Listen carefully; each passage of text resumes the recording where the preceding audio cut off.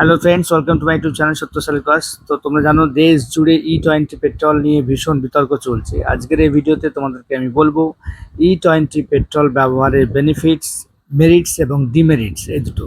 এবং এই আলোচনাটা ভীষণভাবে উপকৃত হবে যারা বিভিন্ন পরীক্ষা দেবে এবং জেনারেল নলেজ কারেন্ট অ্যাফেয়ার্সের জন্য। সো প্রথম যে মেরিটটা তোমরা শুনে রাখো সেটা হচ্ছে E20 পেট্রোলের মতলব হলো 80% পেট্রোল থাকবে, 20% ইথানল থাকবে। ইথানলটা হচ্ছে বেসিক্যালি তোমার আখ থেকে পাওয়া যায়।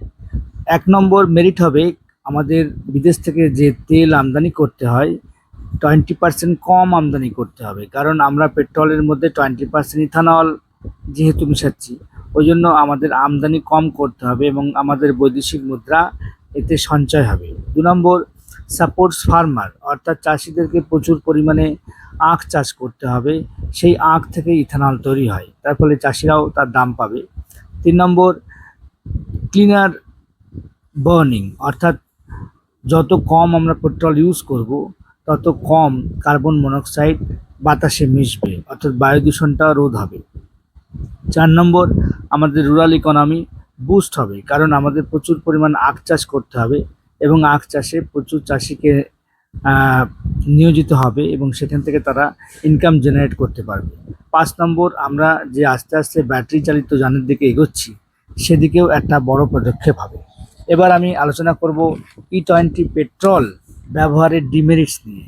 প্রথম যে ডিমেরিটসটা হচ্ছে সবচেয়ে মারাত্মক, আমাদের মাইলেজ ড্রপ হবে 6 থেকে 10%।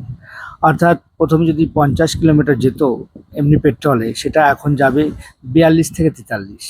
2 নম্বর ডিমেরিট কি না, যে সমস্ত পুরনো ইঞ্জিন আছে সেখানে E20 পেট্রোলের মেকানিজম নেই, যার ফলে সেই সমস্ত ইঞ্জিনগুলো আস্তে আস্তে নষ্ট হবে এবং খুব তাড়াতাড়ি খারাপ হয়ে যাবে। 3 নম্বর, ডিস্ট্রিবিউশন গ্যাপ, অর্থাৎ বিভিন্ন যে ফুয়েল স্টেশনগুলো আছে সেই ফুয়েল স্টেশনে সেখানে ইনফ্রাস্ট্রাকচার নেই যে সেখানে E20 পেট্রোলকে দেবে, যার ফলে সেইটা পেট্রোল পাম্পকে আপগ্রেড করতে গেলে আরও বেশি ইনফ্রাস্ট্রাকচারে ইনভেস্ট করতে হবে। 4 নম্বর, যে লার্জ স্কেলে যে সুগার ক্যান আমাদের আখ চাষ করতে গেলে প্রচুর পরিমাণে জল দরকার হবে, যার ফলে অন্যান্য চাষও ক্ষতিগ্রস্ত হবে। এবং 5 নম্বর, নো প্রাইস এজ, অর্থাৎ 20% ইথানল এবং 80% পেট্রোল ব্যবহার করলেও দামটা কিন্তু কমছে না, দাম একই থাকবে। এবং 6 নম্বর হবে লিমিটেড অল্টারনেটিভ, অন্য কোনো উপায় এর নেই, E20 পেট্রোলই তোমাকে ভরতে হবে। E10ও আস্তে আস্তে অ্যাবলিশ হয়ে যাচ্ছে। সুতরাং তোমাদের উপরে আমি ছেড়ে দিলাম তোমরা কি ব্যবহার করবে, E20 পেট্রোল কি normal petrol.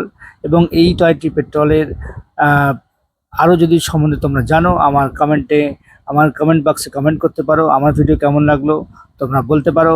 Thank you, tata, bye by.